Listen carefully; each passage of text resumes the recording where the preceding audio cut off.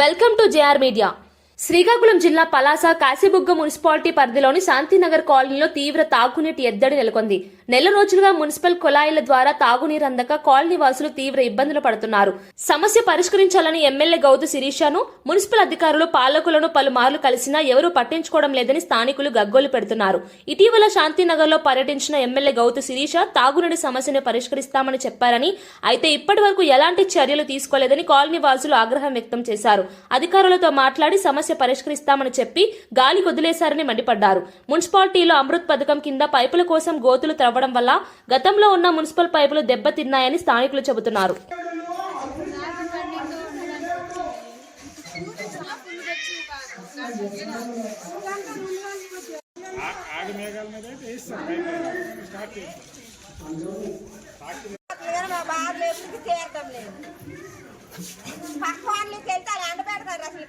ఉన్నది సార్, ఇది కూడాను మా ఊరికి ఒక్క నువ్వే ఉన్నది సార్. అది ఆదివారము మేము పనికి ఎక్కడికి వెళ్ళము కాబట్టి బట్టలు గట్రా కొద్దిగా ఓడికిలకి కానీ తీసుకుంటున్నాం, కానీ దేనికి కూడా పనికి రాదు సార్. ఓడికిలు లేవు, దాని తర్వాత కాయనానికి కూడా మాకు లేవు సార్.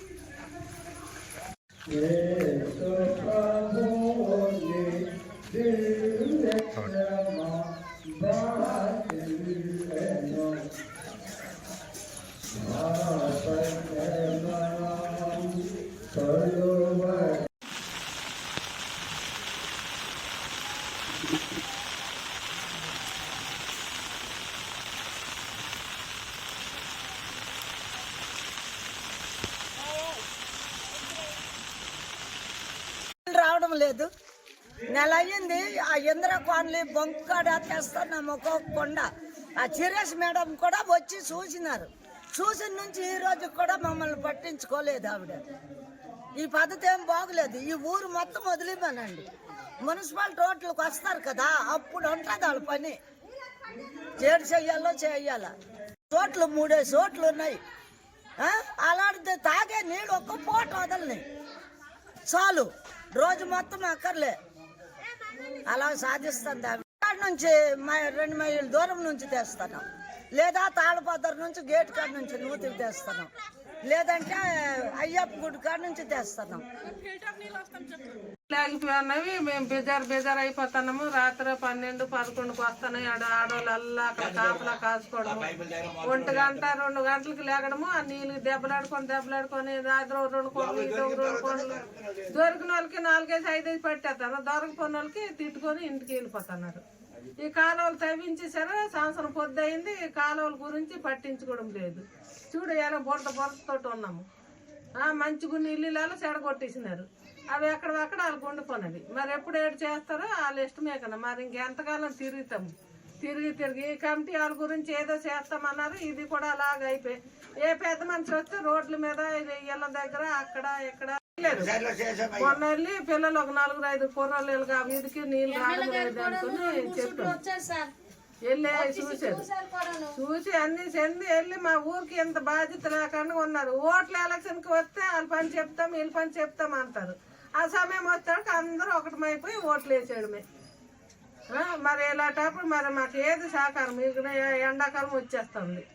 ఈ చలికాలం వర్షాకాలం ఎలాగో దేటేసినాము. ఈ ఎండాకాలం మొత్తం ఇంకా అదే బాధల్లో పడాలి. లేక మున్సిపాలిటీకి ఈ బిందెలు పట్టుకొని మనిషి ఒక బిందె పట్టుకొని ఈ ఆడవాళ్ళు మళ్ళీ బయలుదేరితే అప్పుడేమో వస్తారేటో బాగు చేయడానికి.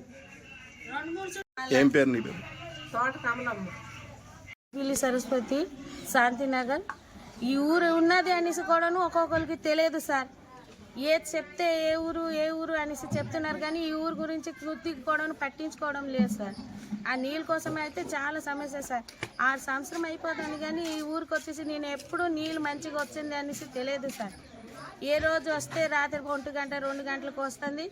అదే ఏ రోజు కాపలా కాసి పడితే మనకు అవుతుంది, లేకపోతే లేదు సార్.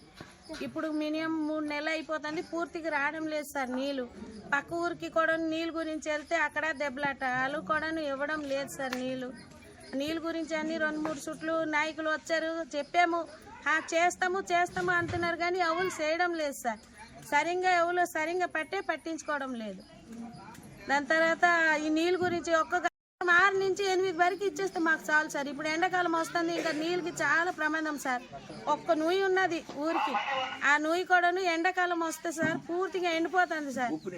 ఉప్పు నీళ్ళు కూడాను, ఓడికిలకు కూడాను మాకు చాలా ఇబ్బంది సార్. అంతే.